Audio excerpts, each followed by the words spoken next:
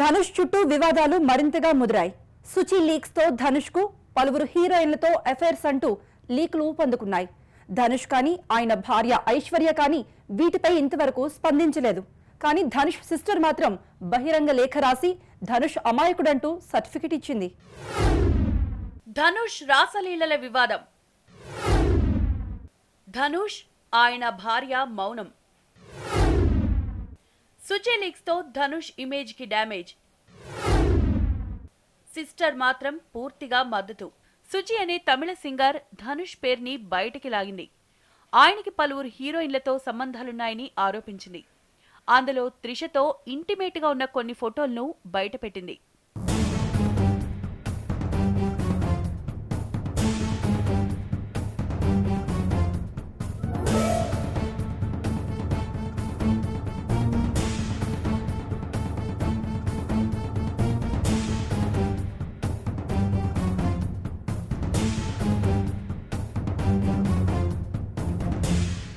అమలాపాల్ ఆమె భర్తతో విడిపోవడానికి కారణం ధనుష్ అని కొంతకాలంగా పుకార్లు షికారులు చేస్తున్నాయి.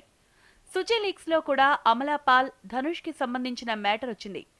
అయితే సుచి లీక్స్ కలకలం ఇప్పుడు ముగిసింది.